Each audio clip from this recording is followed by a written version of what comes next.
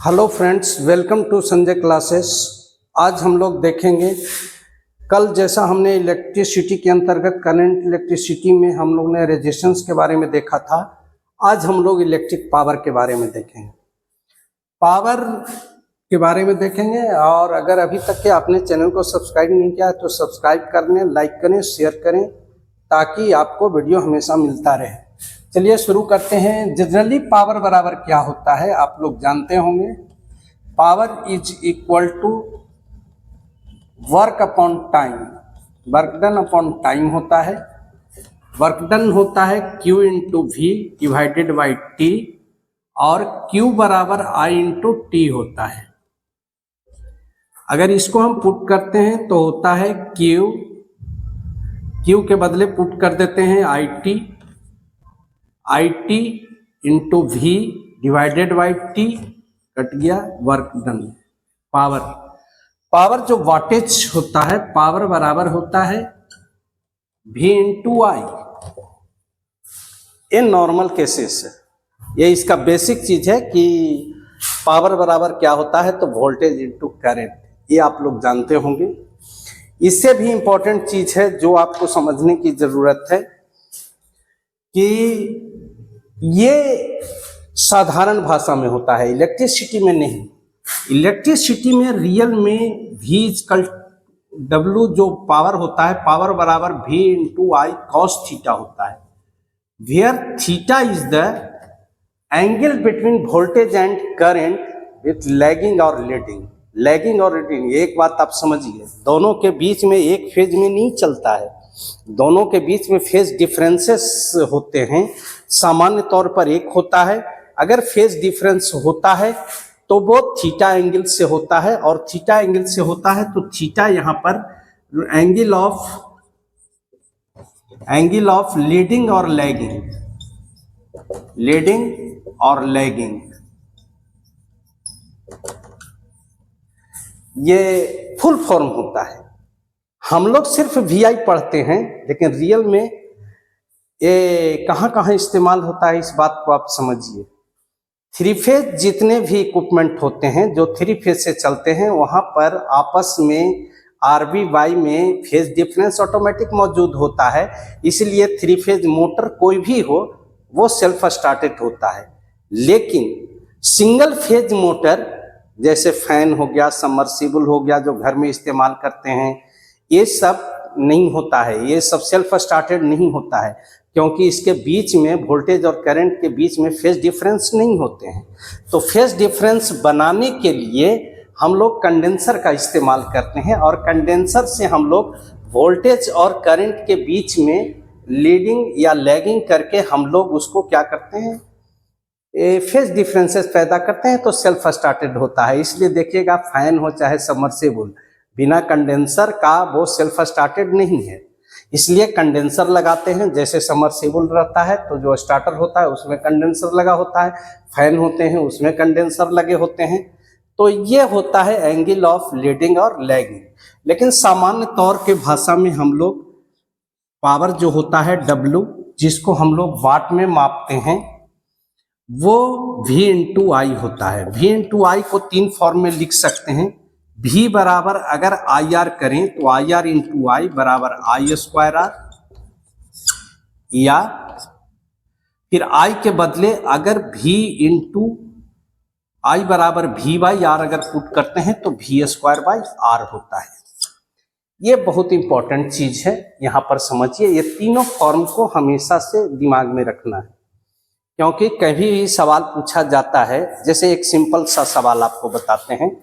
एक सवाल होता है कि एक बल्ब है जो 100 वाट, जिस पर वाटेज और वोल्टेज अंकित होता है हर बल्ब पर, 100 वाट और 200 वोल्ट का अगर कोई बल्ब है तो इसमें कितना करंट फ्लो करेगा या इसका रेजिस्टेंस क्या होगा, ये यहाँ से मेजर किया जा सकता है। अगर वाटेज बराबर V square by R, third formula को अगर इस्तेमाल करेंगे तो R बराबर V स्क्वायर बाई W होता है, यानी V स्क्वायर करेंगे तो 200 मल्टीप्लाई 200 डिवाइडेड बाई 100, यानी 400 ओम। ये निकालने का तरीका होता है कि कैसे हम लोग किसी का वाटेज और वोल्टेज दिया हुआ रहे तो हम लोग रेजिस्टेंस को निकाल सकते हैं, करंट को भी निकाल सकते हैं। अगर रेजिस्टेंस दिया रहे या वोल्टेज दिया हुआ रहे, वाटेज दिया हुआ रहे तो करंट को निकाल सकते हैं। इसी में I बराबर W/V हो जाता है, यानी 100/200 हो जाता है, तो वो होता है 0.5 एम्पियर। ये इसका सिस्टम होता है। निकालने के लिए आप करंट भी निकाल सकते हैं और रेजिस्टेंस भी निकाल सकते हैं। यहाँ ध्यान देने वाली बात होती है, ये जो सिस्टम है कि वाटेज के बारे में है कि वाटेज क्या होते हैं, वाटेज से कैसे हम लोग काम करते हैं, हर चीज। यहाँ पर एक चीज समझने वाली बात होती है, सबसे इम्पोर्टेंट चीज आपको बताता हूँ कि इलेक्ट्रिक पावर का हीटिंग इफेक्ट होता है। इलेक्ट्रिक पावर का हीटिंग इफेक्ट होता है वो H बराबर होता है जो हीट निकलता है, या कहिए इसको फीडर लॉस। फीडर लॉस यानी किसी भी चीज में जो लॉसेस होते हैं, जो लॉस होता है वो इसके बराबर होता है। ये होता है I²RT। यहाँ पर I²R that is power and time. Power को टाइम से अगर मल्टीप्लाई करते हैं तो फीडर लॉस निकलता है। यहाँ बहुत ही इंटरेस्टिंग चीज है ये I²RT, ये फीडर लॉस होता है। या कहीं भी अगर किसी भी अगर इक्विपमेंट में जो लॉसेस होते हैं वो इस पर करंट के स्क्वायर पर किसका प्रोपोर्शनल है, करंट के स्क्वायर के प्रोपोर्शनल है, और रेजिस्टेंस के इक्वली प्रोपोर्शनल है, और टाइम के प्रोपोर्शनल होता है। इसका मतलब है कि आप टाइम को जितना देर तक करिएगा, टाइम जितना ज़्यादा होगा उतना ही अधिक लॉसेस होगा या ड्रॉप करेगा। रेजिस्टेंस जितना ज़्यादा होगा उतना ही ज़्यादा लॉस करेगा। और I के स्क्वायर के फॉर्म में होता है, सोचने वाली बात होता है, I के स्क्वायर के फॉर्म में होता है, यानी करंट जो भी फ्लो कीजिएगा उसका स्क्वायर के फॉर्म में वो हीटिंग इफेक्ट होगा, यानी लॉसेस होंगे। इसीलिए यहाँ पर एक सवाल समझने वाली है कि 200-250 किलोमीटर 300 किलोमीटर दूर जब थर्मल पावर से या किसी पावर स्टेशन से किसी शहर में बिजली को लाई जाती है तो देखते होंगे कि बड़े बड़े टावर लगाए जाते हैं। टावर लगाने का कारण होता है कि वहाँ जो भेजा जाता है उसको वोल्टेज को बहुत ही इंक्रीज करके भेजा जाता है। यानी ट्रांसफार्मर से क्या करते हैं हम लोग, ये समझने वाली बात है। यहाँ पर आप खुद समझेंगे।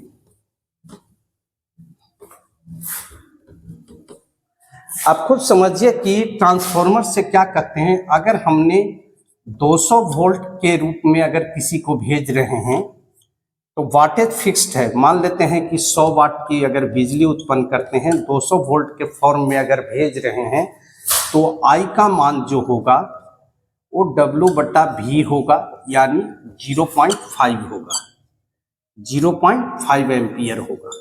ये समझ लीजिए।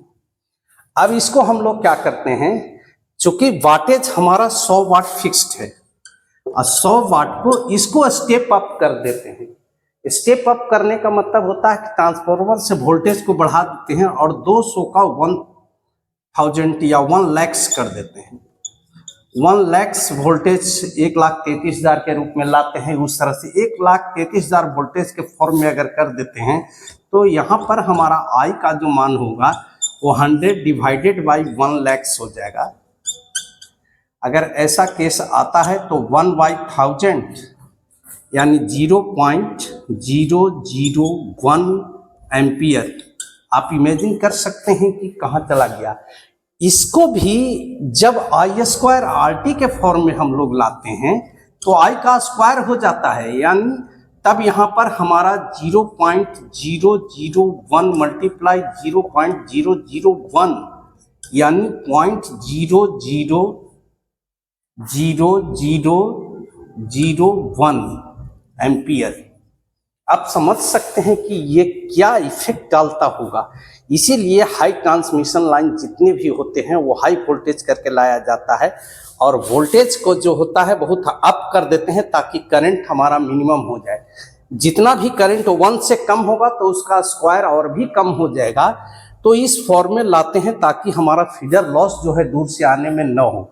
कहा जा सकता था ना कि क्या जरूरत पड़ी है इतना हाई ट्रांसमिशन लाइन लाने का, इतना बड़ा बड़ा टावर लगाने का, सीधा 220 वोल्ट लाइए और घर में डाल दीजिए। ऐसा नहीं होता है, क्योंकि जितना वो पहुंचेगा ही नहीं, सारा फीडर लॉस में चला जाएगा।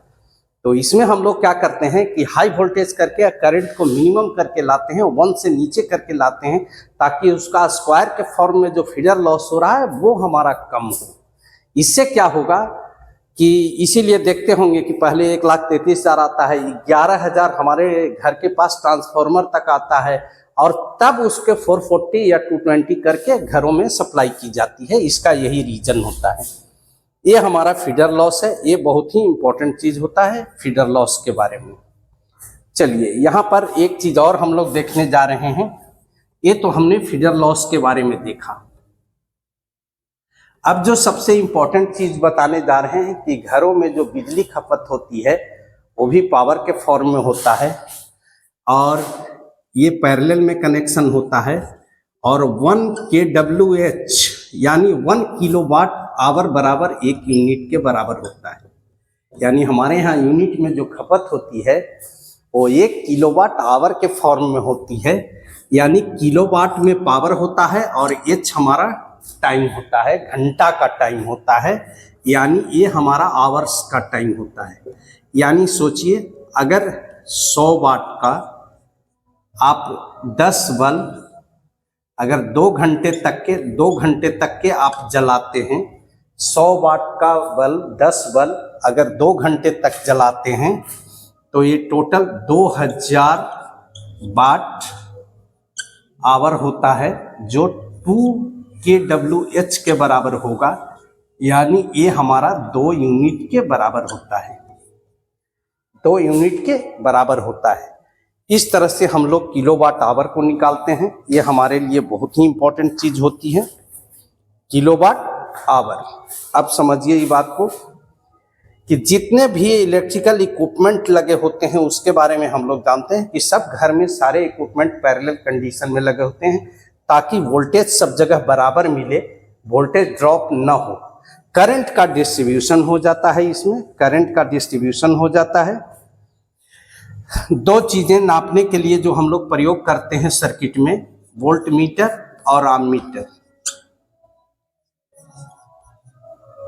आममीटर 2 चीजों का जो हम लोग प्रयोग करते हैं, इसमें दोनों की अलग अलग प्रॉपर्टीज होती है। ये बात को समझिए। रेजिस्टेंस जो होता है वो वोल्टमीटर का काफी हाई होता है। ये हमेशा किसी भी लोड के पैरेलल में कनेक्ट किए जाते हैं, ताकि उससे करंट पास न करे, ताकि वोल्टेज की माप सही हो। आमीटर लो होता है क्योंकि ये सीरीज में होते हैं। ये ऑलवेज पैरेलल में इसका कनेक्शन होता है। कनेक्शन इसका बता रहे हैं, कनेक्शन ये पैरेलल में होता है, ये हमेशा सीरीज में होता है। ये हमारा वोल्टमीटर और अमीटर का कनेक्शन के बारे में हो गया। पावर के बारे में हो गया, VI या VI cos theta, I² RT। ये हीटिंग इफेक्ट काफ़ी मायने सकता है। दुनिया में जितने सारे, चाहे वो हीटर बनाइए या बल्ब बनाइए या दुनिया में कोई भी चीज़ बनाइए, वो हीटिंग इफेक्ट पर डिपेंड करता है। वो करंट के ऊपर में डिपेंड करता है। करंट जितना ज़्यादा होगा, हीट उतना ही ज़्यादा प्रोड्यूस होगा, और हीट और लाइट दोनों एनर्जी के फॉर्म में ये डेवलप होता है। चलिए I² RT देख लिए।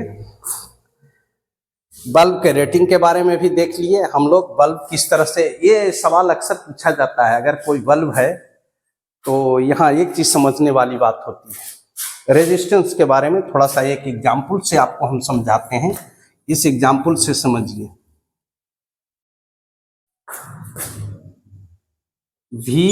W बराबर V into V² by R, ठीक है।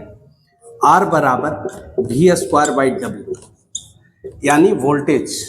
अगर वोल्टेज ऑलवेज कांस्टेंट है 220 वोल्ट या 200 वोल्ट मान करके चलिए, 200 वोल्ट, तो 200 वोल्ट गुने 200 volt divided by 100 watt.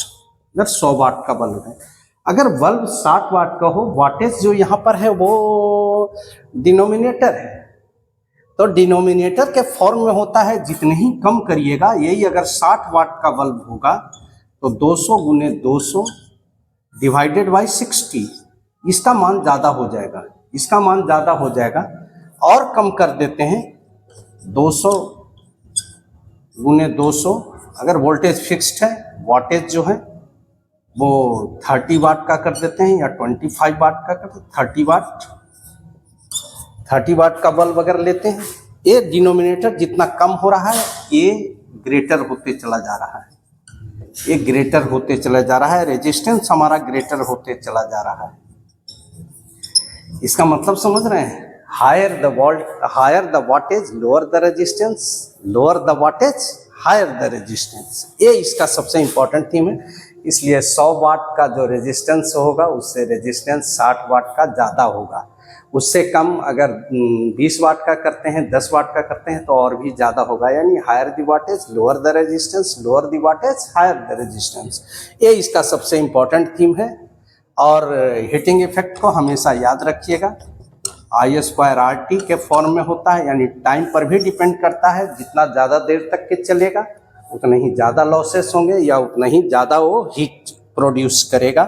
I² के फॉर्म में। R के बारे में प्रॉपर्टीज आप लोग पहले भी पढ़ चुके हैं, लास्ट वाला में रेजिस्टेंस के बारे में बता चुके हैं कि रेजिस्टेंस जिसका ज़्यादा, जहाँ ज़्यादा रेजिस्टेंस की ज़रूरत होती है हम लोग नाइक्रोम और टंगस्टन जैसे धातु का प्रयोग करते हैं, जहाँ कम रेजिस्टेंस वाले होते हैं, इसीलिए हम लोग अगर जहाँ फ्लो कराना है, इजीली फ्लो कराना है, तो हम लोग कम रेजिस्टेंस वाले तार का इस्तेमाल करते हैं। वैसे तो सिल्वर का सबसे कम होता है, लेकिन सिल्वर का तार बनाना आसान काम नहीं है, कॉस्ट को भी ध्यान में रखना होता है, इसीलिए हम लोग खास करके कॉपर वगैरह का इस्तेमाल करते हैं, जहाँ पर कम होता है कॉपर का भी कम होता है, इसलिए कॉपर वगैरह वायर का ज़्यादा प्रेफरेंस दिया जाता है। चलिए, ये था आज वाटेज के बारे में, पावर के बारे में। अगर अभी तक के आपने चैनल को सब्सक्राइब नहीं किया है तो सब्सक्राइब कर लें और लाइक करें, शेयर करें। Thank you.